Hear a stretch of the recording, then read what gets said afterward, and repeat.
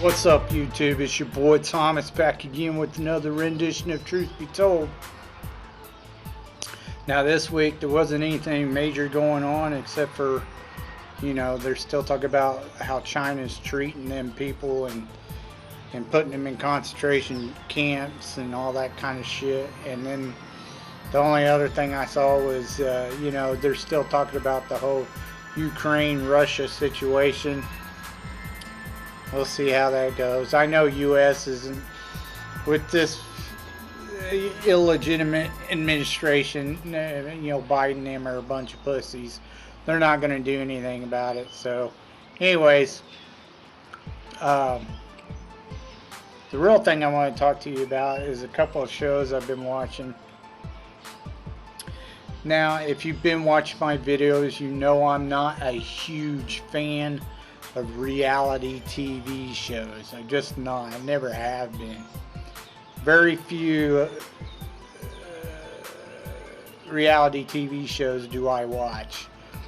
Like, there's a couple paranormal TV shows I watch, like Ghost Hunters. I do watch a couple of competition shows. Not them stupid ass singing competition or dance competition. Fuck that shit. Fucking retarded. Those shows. I watch The Amazing Race, of course. It's about one of the only competition reality TV shows I watch. But I do have sort of a secret indulgence or fetish for a certain particular type of reality TV show. And don't get me wrong, like I said, I'm not a big fan of reality TV. If you watch my video, you also know I am really against shows that are like really drama ridden, just full of drama. Not a fan of drama. However, I do like watching certain dating TV shows just because I find them hilarious.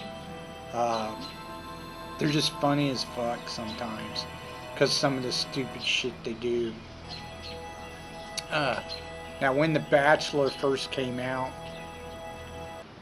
it was a guy with like 20 women who were trying to get together with him. And then The Bachelorette came around because, women threw a fit that it was a misogynist show because they didn't have a woman doing it. Some of the women that went on the show, first few seasons of the show, threw a big hissy fit because they didn't get picked.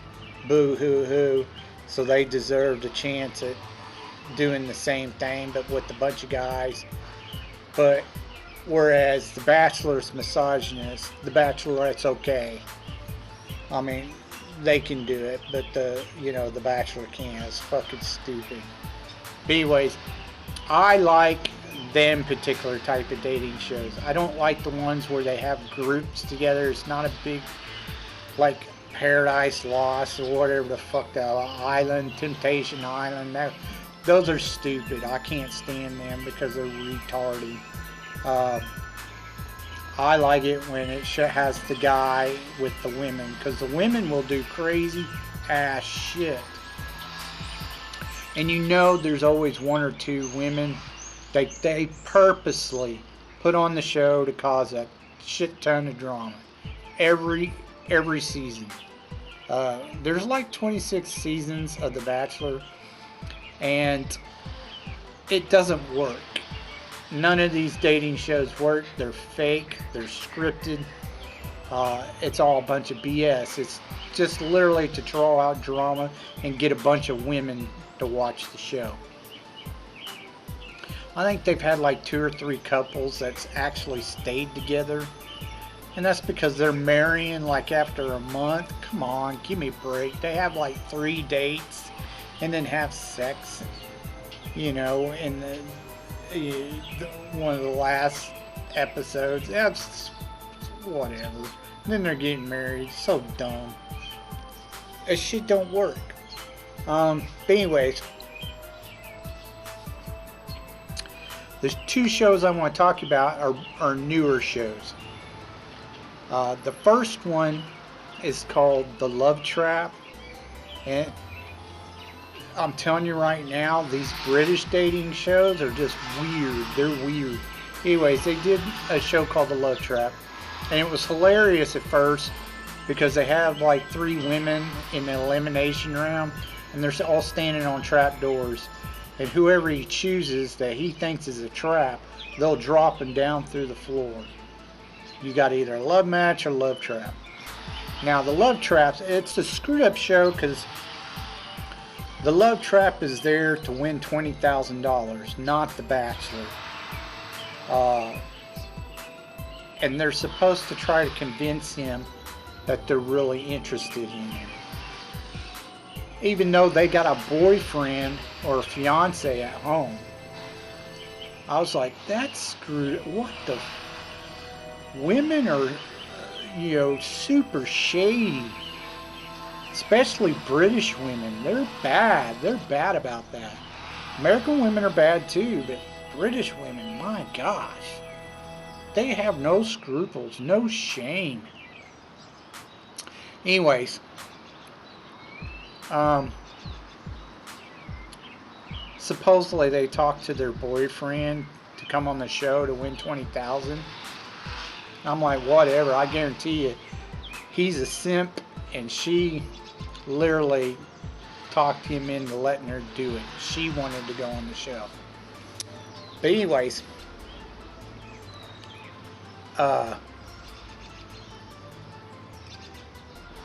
supposedly he didn't know that on the very first episode they supposedly let him in on what's going on, and supposedly he didn't know that there were traps on the show. Like half of them were trapped. I was like, whatever. And they kept bringing girls onto the show even after he would eliminate someone. They kept bringing girls on the show. I was like, this is so fake, but it's funny because of the stupid shit they will do on the show. But yeah, I think British women, you've got to be super careful with British women, because they're all, Western society has gotten pretty bad with the feminism, but the UK is really bad about feminism, really bad. Anyways, they're getting paid to do this shit. That's why The Bachelor was all like, oh, I'm here to find love, blah, blah, blah. And then when they told him what was going on, he was all like, okay, we'll still do it. That's because he's getting fucking paid. They all getting paid to be on these shows. It's fake. The other one I was watching is a Netflix series. It's a new one. They just almost done with the 2nd season, and it's called Love is Blind. Now in this show, they're calling it an experiment. I get that with the first round, but it's been done before, this experiment. Now they take like 20 people, 20 guys and 20 girls, or was it 15? It's like 15 or 20. Anyways, they go in these cubicles. They can't see each other, but they could talk to each other. They hear each other and they talk to each other. And after a few weeks, they're supposed to like fall in love and then propose to him without ever seeing him. I'm like, this is dumb. This is super dumb. So they're supposed to emotionally fall in love, and then they get to meet. Then they're supposed to work on their physical. Well, like most of the couples do not work out ever. In fact, most of them don't even they choose only 6 couples. Like, they don't show any of the other couples talking. They only focus on 6 couples. And there's 15 to 20 couples. They only focus on these 6 couples the entire show. And I'm just like, what the fuck, man? There's more people there than that. Anyways. And again, like any of the other dating shows that are similar to this isn't a competition show. Not really, sorta, at the beginning, but after that it's not, or supposedly. Anyways, there's always 1 or 2 women who are literally put on the show for drama. In the first season, it was definitely Jessica. If you've ever watched the show, you could tell she was just fake as fuck through the whole thing. They're all fake, but still. Supposedly only 2 couples made it for they even went supposedly as far as 2 years down the road, and only 2 couples stayed married. The rest of them all broke up, went their separate ways. And Jessica was all like, I can't get the physical thing down, blah, blah, blah, blah, blah. No, she had the hots for somebody else. And the guy wasn't her typical type, so naturally she didn't want him. And she thought she was all that, and he pretty much worshipped the ground she was on her. I was just like, oh God, this fucking retarded. But it's funny, it's hilarious, that's why I watch it. Anyways, when she took her makeup off, she looked like she was 60 years old, even though she was only supposedly 34. So, yeah, he dodged a bullet on that, as far as I'm concerned. Anyways, I have watched most of the second season. They haven't shown the final episode yet. And throughout the show, I'm fast forwarding through almost all the couples because they're all ridiculous. They're literally ridiculous. The only couple I think is funny as fuck is that Shane and Natalie. They're hilarious. He reminds me of the cartoon character Johnny Bravo. It looks just like him to a T. It's just funny. But anyways, they're hilarious. They're funny. If the show was actually real, that would be the one couple I would hope would actually make it. But the thing is, I don't care who the fuck you are. You cannot pick someone to spend the rest of your life with that you barely even know. I don't care who you are. It doesn't work. It really doesn't. Very few times have I've ever seen something like that actually last. 98.9% of the time, it's not going to last. You have to live with each other for a good long while before you decide to marry somebody. You have to be 100% for sure. Because I guarantee you, one or the other is going to do shit that's going to drive you absolutely insane. And you won't be able to deal with it. That's usually always the problem. And the other problem I saw was all these women are going on the show, or flat out, they're control freaks and feminists. It's unrealistic because the guys and the women all pretty much look really good. They're decent looking people, and they all have really decent jobs, really good paying jobs. They don't put average people on. These are not average people. That's not average people. They're all from the city of Chicago, so they're in a liberal city, so they're all, it's just messed up. It's so unrealistic. But the women on there, they try to talk like, oh, I'm just loud and that's my personality, blah, blah, blah, blah, blah. You just have to deal with it, yada, yada, yada. I like things a certain way and I have this long list of criteria you got to meet and blah, blah, blah. Well, the guy's just looking for someone who's caring and loving. They have like this huge criteria for a guy to meet. That's so fucking dumb. They're literally feminists and they're control freaks. Plain and simple. I don't care. There's no excuse to come at someone with a fucking attitude. I don't care how you try to claim you're independent and outspoken. That's just dumb. That's not the way it works in a relationship. You rely on each other. You depend on each other. You're not independent anymore. I don't want to take someone in the field of battle and then have them stab me in the back because they want to run off and do their own thing. That's fucking retarded.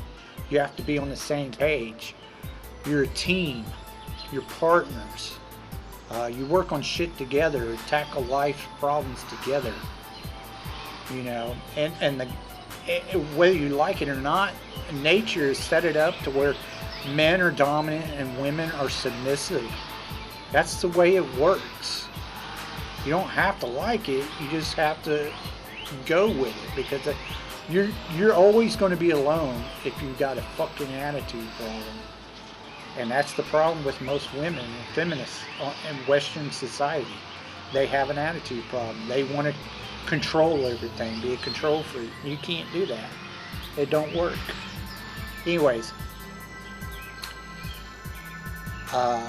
the second season of Love is Blind, like I said, there's only one couple I cared about watching anyway, because I've pretty much seen all the rest of it. Now, in the second one, someone must have bitched, because they literally had to put a 2 or 3 women on there that are really large and overweight. No guys, just the women. And they're all like, it shouldn't matter, blah, blah, blah. I'm sorry, but physicality does. You can't change a person's height, which, you know, women all the time, oh, he's so superficial, but I want a really tall guy. He's got to be 6 foot, over 6 foot tall. Only about 4% of the entire population of the world is over 6 foot tall. So you're an idiot. But anyways, you can't change a person's height, but you can change your weight through diet and exercise.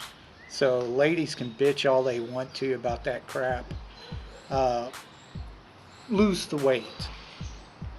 Now, there are a couple of women on the show that also had lost the weight as well. Like, they say, oh, I used to be 200 pounds, blah, blah, blah, but I lost the weight. And guess what? Now I'm getting guys to date me. Well, duh. No one wants to be with an unhealthy, overweight woman. I'm sorry. It's unhealthy. But anyways,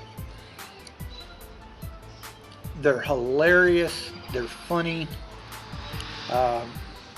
The Love and Blind show is pretty dumb.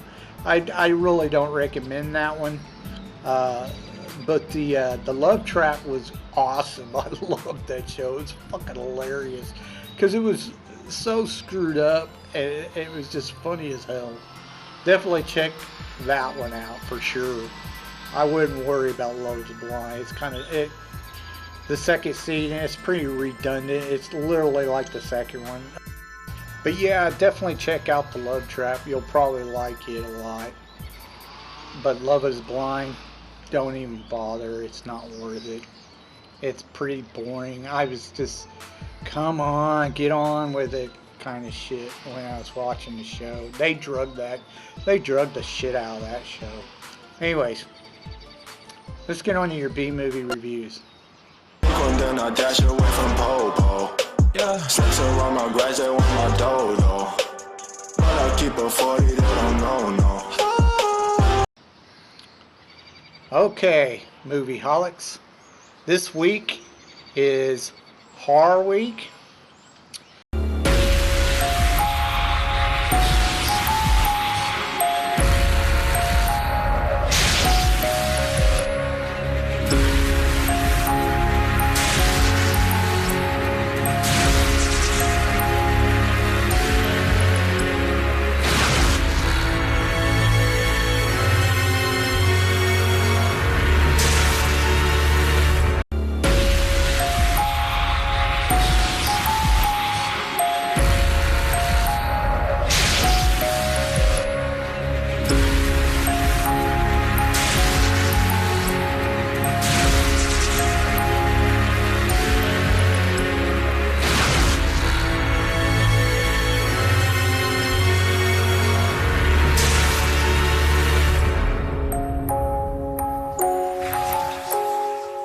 I went with the doll, scary doll scenario this time around for your horror movies. The first one we're going to talk about, which I've done the first movies to both of these, so I figured why not just finish out the series every horror week until we finish the series. So the first one is Child's Play 2, Chucky, of course. And it was done in 1990, and it made about 36 million, which was okay for back then. It wasn't great, but it wasn't bad either. It starred Alex Vincent, of course that's Andy, the boy, and of course Jenny Agutter. She played the foster mom. Anyways, this one pretty much starts off right after the first movie. The Child's Play factory takes the trash doll and fixes it all back up. Basically makes a new doll out of the messed up one and brings Chucky back pretty much. Now, for whatever reason, it's like he claims he's got like a second chance to take Andy's body like he did in the first one. He had so much time before he'd be stuck in that body. When this one, it's like the clock started all over. He's got another chance before time runs out to take over Andy's body.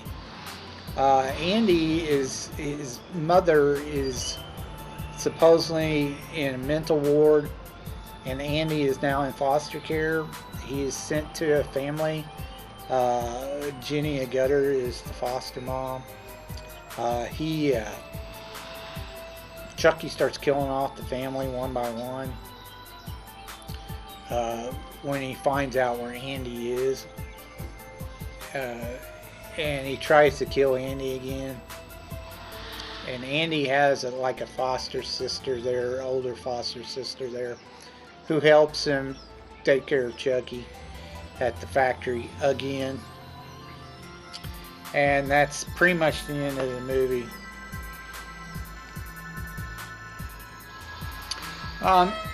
You know, it's a cheesy horror flick, but it's a good one. I don't care. I love Chucky. It's hilarious. You gotta take it at that kind of.